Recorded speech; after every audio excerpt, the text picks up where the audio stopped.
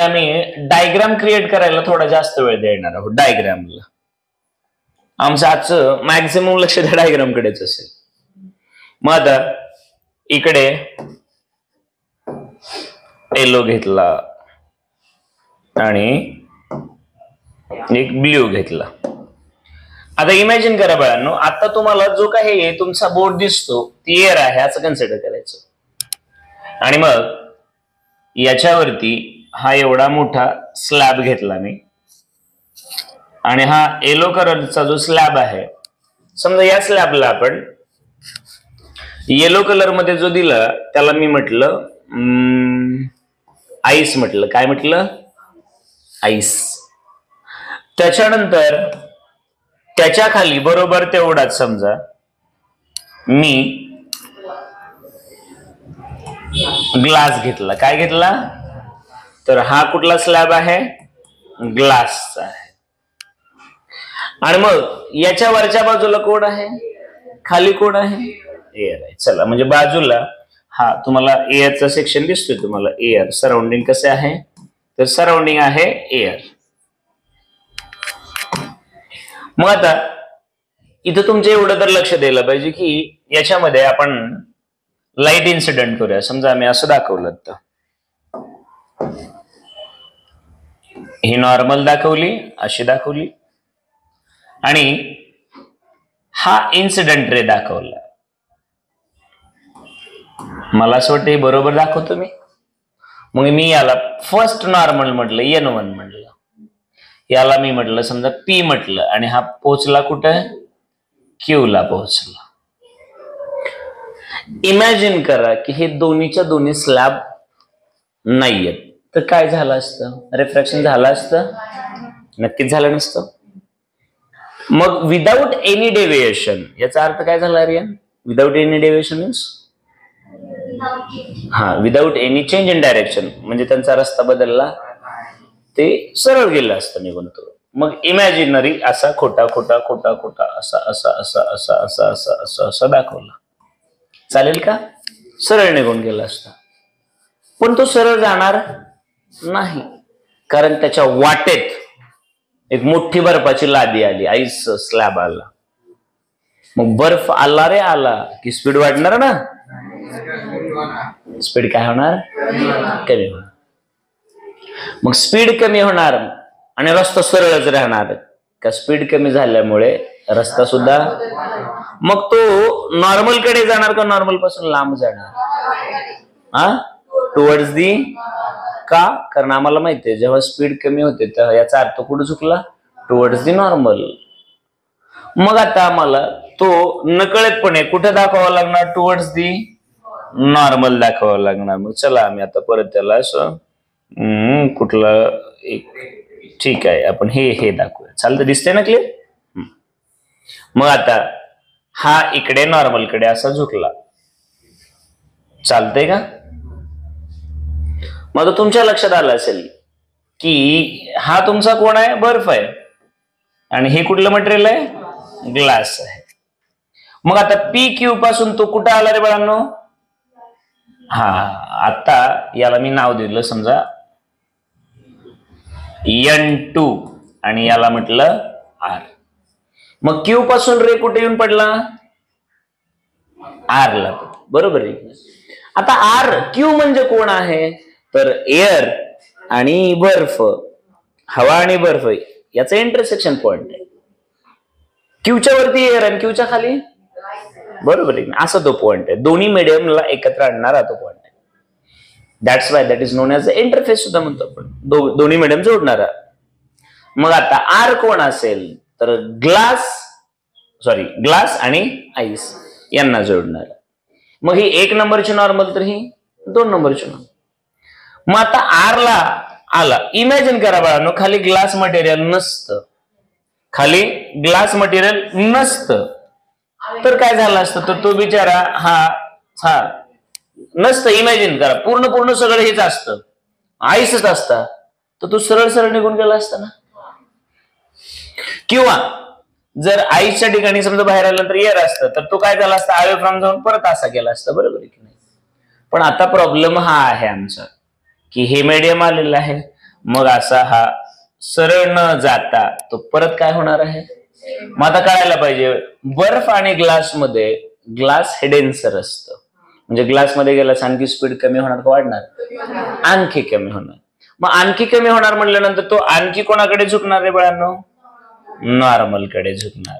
मग मी याला म्हटलं यस, म्हटलं काय म्हटलं, आणि मग मला आता परत इकडे एक नॉर्मल ड्रॉ करावी लागणार, बरोबर आहे का. याला मी म्हटलं N3, तिसरी नॉर्मल, कारण 3 इंटरफेस झाले ना, ice air ice, ice glass, glass air, असे 3 ठिकाणी 3 जोड्या झाल्या वेगवेगळ्या मीडियमच्या. मग आता इमॅजिन करा की इथं जर कंटिन्यू ग्लास असतं तर, सॉरी हा सरळ निघून गेला असतं ना, पण आता तुम्हाला माहिती असायला हवं आता नेमकं काय होतं, बरोबर आहे ना. म्हणजे तो आता हा थोडासा पलीकडून, मग आम्ही असं दाखवू, बरोबर आहे का, समजतं का. म्हणजे तो याला कसा असणार, पॅरललच असणार, पण त्याचं लॅटरल डिस्प्लेसमेंट झालेलं असणार. मग आता मजा अशी आहे बाळांनो, तुम्हाला थोडासा बघायला तो व्यवस्थित वाटावं असं दाखवतो, ठीक आहे. मग आता मला सांगा, इकडं शांत डोक्याने जर बघितलं तर तुमच्या काय लक्षात येतं, हे कशा पद्धतीने येतं. तर इथून सुरुवात केली आपण. हा पहिला मी म्हटलं I1 म्हटलं, काय म्हटलं, तर हा बाळांनो तुमच्यासाठी कोण असणार, R1, आणि तोच R1 इथं काय म्हणून येणार रे बाळांनो, I2. म्हणजे पहिल्याचा जो रिफ्रॅक्शन अँगल ऑफ रिफ्रॅक्शन आहे दुसऱ्या केस साठी तोच इन्सिडेंट काम करणार. आणि मग इथं आता आम्ही याला नाव दिलं R2, आणि हाच R2 याच्यासाठी काय असणार, I3 असणार, बरोबर आहे की नाही. आणि एवढा मोठा आमचा R3 असणार, बरोबर आहे ना. समजायला पाहिजे कोण काय काम करतं. नाही समजलं म्हणा, हो सर परत कळलेलं नाही. कुठं कोणाला आपल्या मागे काय कुत्र लागलंय का, इथं नाही, पळाच पळाच पळाच, काय समजलं की तुम्हीच म्हणता ना, हा ओके चला. मग ही डायग्राम अगोदर कळाली का, हा I1 I2 I3, R1 R2 R3, एवढं कळालं आम्हाला क्लिअर.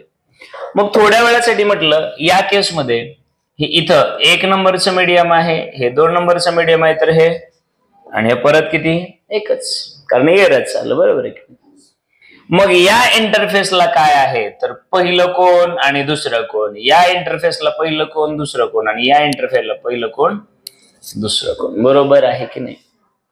मग बाळांनो जर मी आता प्रत्येक इंटरफेस जर प्रॉपर बघितला तर आता तुमच्या लक्षात येईल की मी याला तर थोडस, आता हे सगळं समजलंय म्हणलं, त्याला थोडं छोटं केलं तर काय अडचण नाही ना.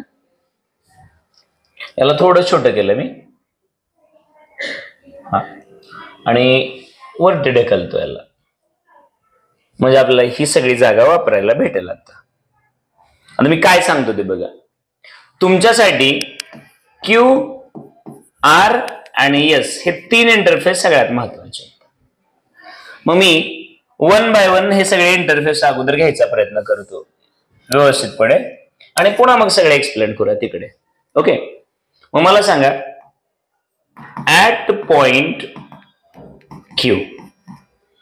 Q पॉइंटला एअर मधून कुठं जातोय, हा, मग मला सांगा मी असं लिहिलं तर चालेल का, सिन्स साइन I1 ना रे बाळांनो divide by sine R1 is equal to refractive index of, आता तुम्हाला माहिती आहे असं सांगितलेलं तुम्हाला, सेकंड मीडियम कुठला आहे, सेकंड मीडियम आईस, आईस साठी मी डायरेक्ट लिहिलं आईस, आणि वरती कोण आहे, काही लोक वॉटर म्हणतात, वॉटर लिहितात का, आईस आणि वॉटर मध्ये निग्लिजिबल फरक काय, तुम्ही वॉटर म्हणलं असतात काय अडचण. मग आता मला सांगा, वॉटर टू वॉटर म्हटलं तरी चालेल बरं का, हा. मग आता इथं तुम्ही पोहोचलात, थोडासाच डिफरन्स आहे नॉर्मल, इकडे 1 पॉईंट आम्ही 1.33 घेतो आणि याचा 1.31 घेतो आईसचं, लक्षात आलं का. हा, मी मात्र 1.33 दाखवणार आहे, त्याच काही विषय नाही, बर्फाची लादी बोलायला सोपं वाटतं म्हणून. इथपर्यंत कळालं तुम्हाला, ओके.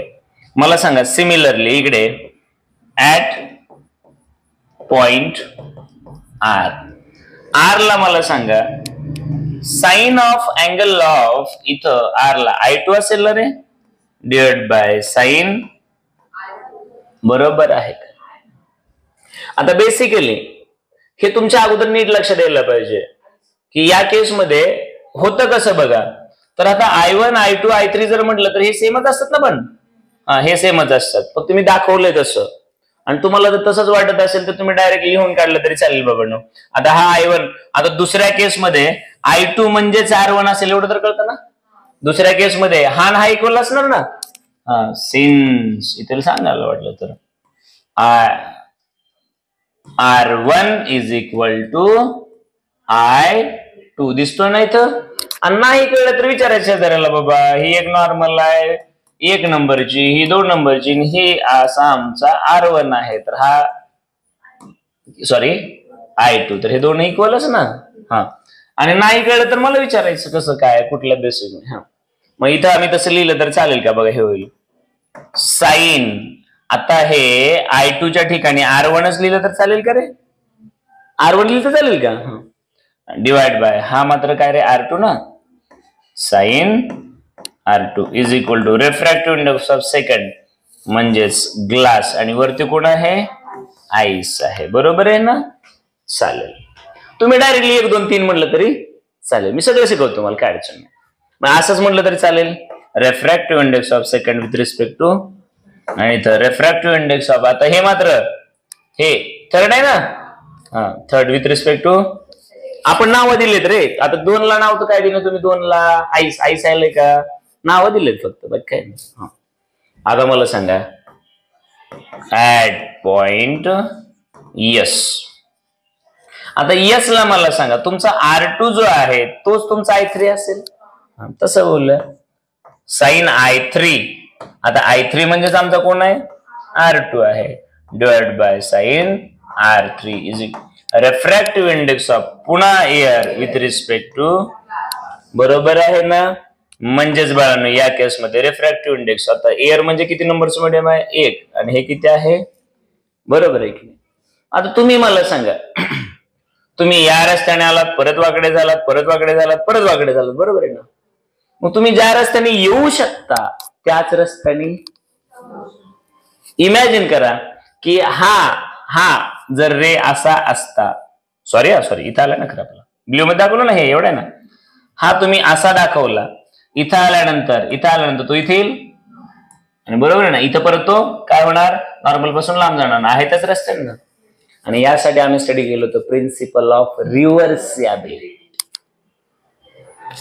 मग आता इकडे आमच्याकडे 3 मीडियम आहेत, तर प्रिन्सिपल ऑफ रिव्हर्सिबिलिटी काय म्हणते, तुमच्याकडे 2 असो, 3 असो, 4 असो, 5 असो, 10 असो, आम्हाला एवढंच कळतं.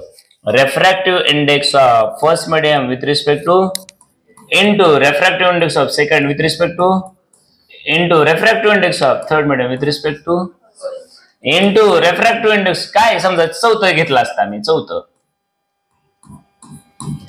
तर तुम्ही म्हणला असता refractive index of fourth with respect to 5.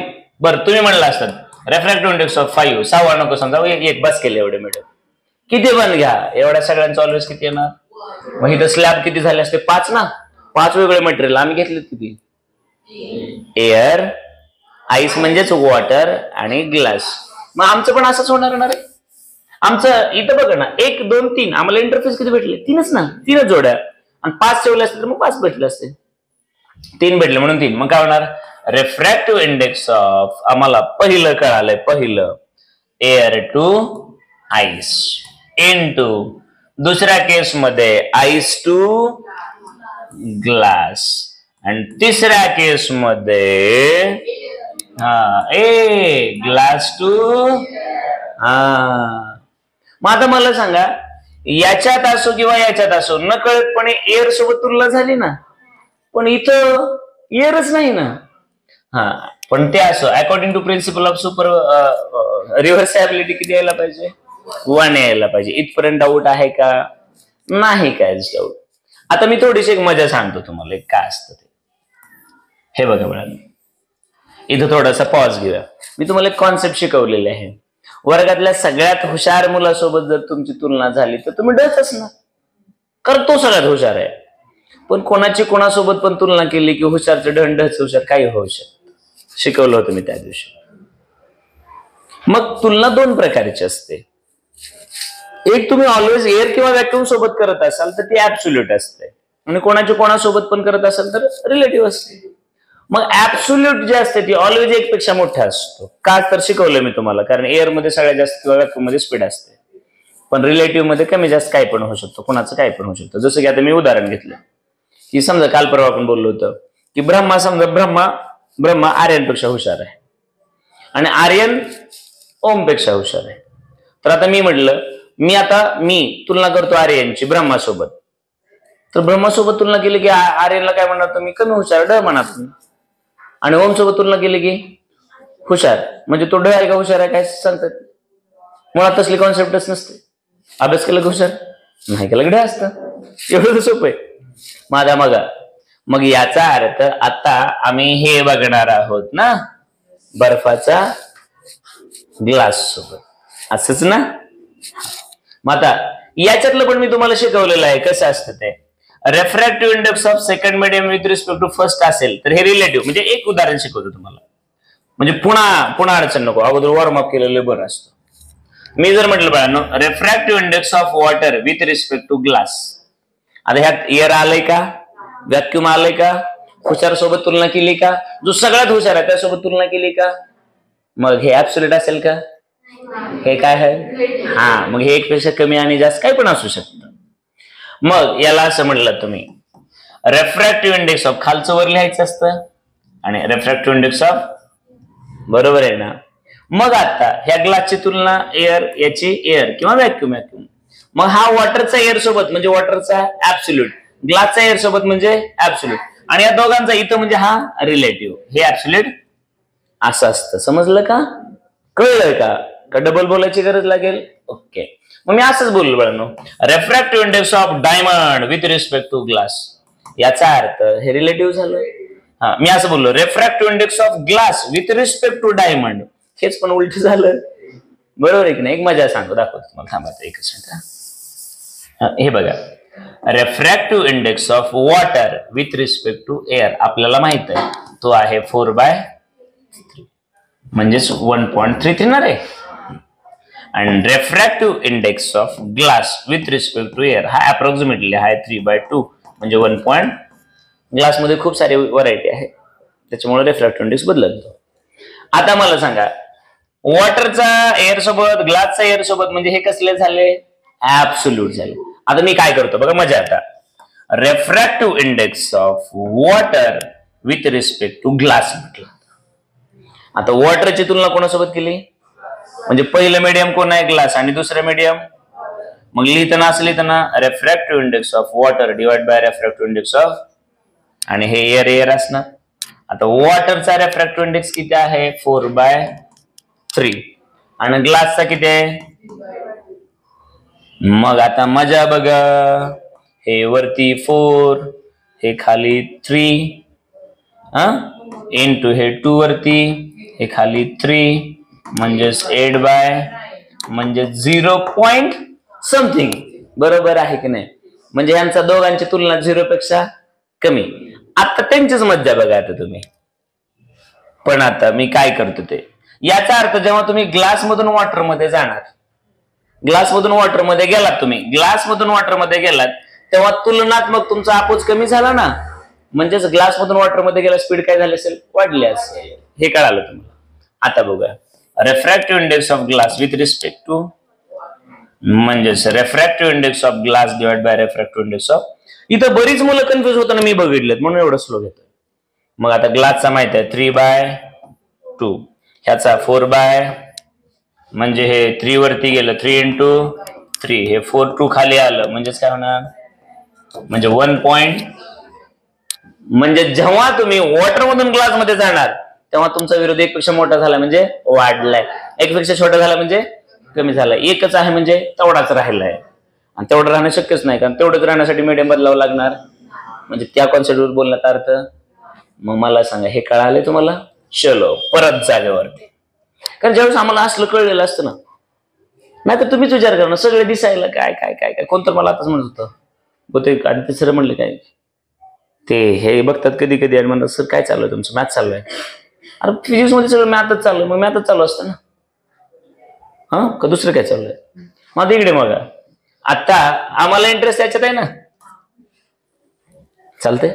मग आता मला सांग, मी म्हटलं therefore refractive index of glass with respect to ice is equal to 1 by, हे खाली जाणार, refractive index of ice with respect to air into refractive index of air with respect to, चालेल का?